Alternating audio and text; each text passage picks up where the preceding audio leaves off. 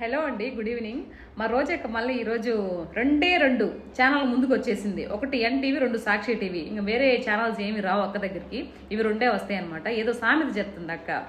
ఏరు దాటక ముందు ఏటి మల్లన్న, ఏరు దాటిన తర్వాత బోడి మల్లన్న, అదే మా జగనన్న. ఓమే అక్క, ఏంది ఇంత మాట అనేసిన జగన్ అనే ఎంత మాత్రం ఓడిపోయినా ఇలా మాట్లాడతాను నువ్వు అన్న చూస్తే ఏమైపోవాలా? కుళ్ళి ఆడేస్తాడు మే నీ మాటలు చూసా. ఏదో మాట్లాడుతున్నావు, ఆడపిల్ల ఉంటే తెలిసేది కదా అని మాట్లాడుతున్నావా?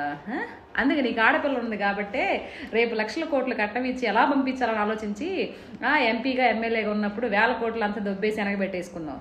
ఆడదాం ఆంధ్రాలో కొన్ని కోట్లు కుంభకోణం చేసావు.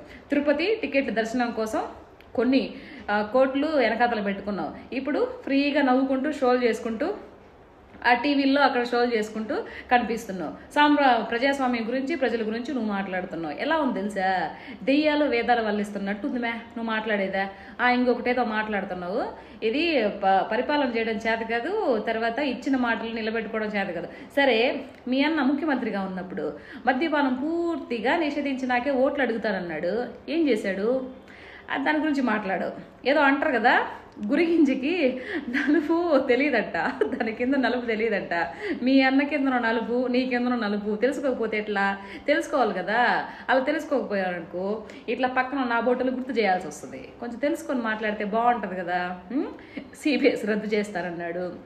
అప్పుడు మీ అన్న కూడా మేనిఫెస్టోలో చాలా చెప్పాడు కదా, చేయలేదు కదా. దానికి ఏం సమాధానం చెప్తావా?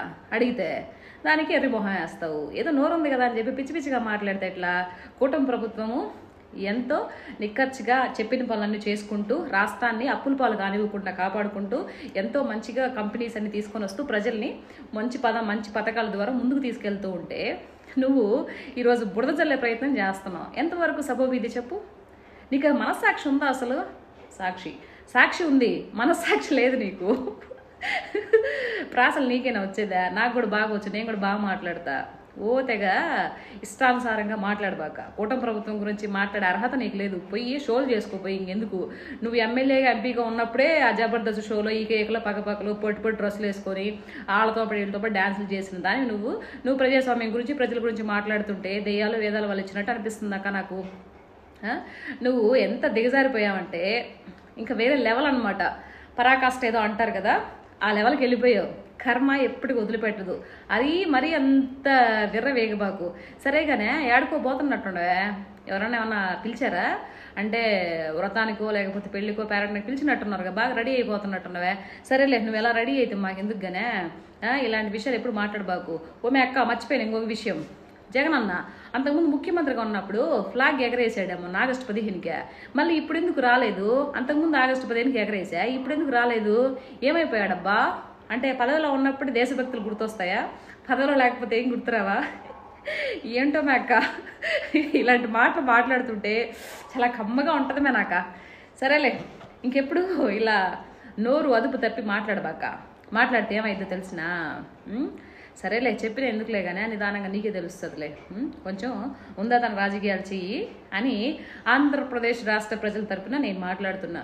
ఏదో 2 ఛానల్లో వచ్చి ఇష్టానుసారంగా మాట్లాడితే కూటమి ప్రభుత్వం మీద విషయం చెప్పే ప్రయత్నం చేస్తే ఎవ్వరు నమ్మడానికి సిద్ధంగా లేరు.